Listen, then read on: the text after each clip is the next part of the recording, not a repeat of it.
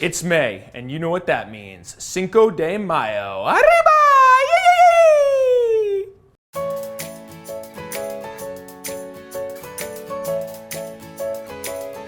The Boca Raton real estate market is on fire. Stay tuned to learn more in our Boca Raton May market update. The trend of strong demand and low inventory continues. When we look at the average sale price data from April this year versus April of 2020, we've seen a 50% increase.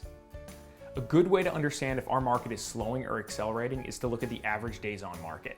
This is the amount of days a home is actively listed on the market. If similar homes in your neighborhood are taking longer to sell, that could signal lower demand. When we look at the average cumulative days on market data from April this year versus April 2020, we've seen a 16% decrease.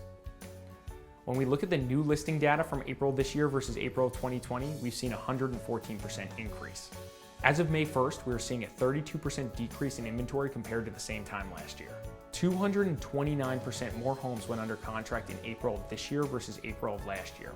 This number is so large because the economy slowed dramatically during the pandemic that started in March last year.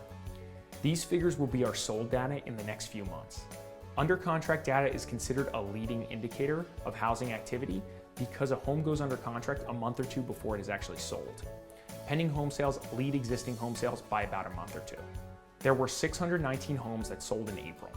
This means that 84% more homes sold in April this year compared to the April of 2020. Existing home sales data is considered a lagging indicator. The majority of transactions usually involve a mortgage, which may take 30 to 60 days to close.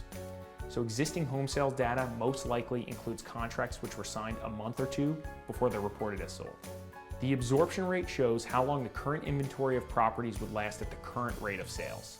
If no new properties were added to the market and sales continued at a steady pace, the absorption rate indicates the number of months required to sell all the properties on the market. The absorption rate for the price point of $1 to $1.5 million is 2.85 months. This is indicative of a seller's market. The metric indicates that it will take 2.85 months to sell the 111 homes currently available on the market if the demand trend continues. The absorption rate for the price point of $500,000 to $750,000 is 1.93 months. This is indicative of a very strong seller's market. This metric indicates that it will take 1.93 months to sell the 230 homes currently available on the market if the demand trend continues.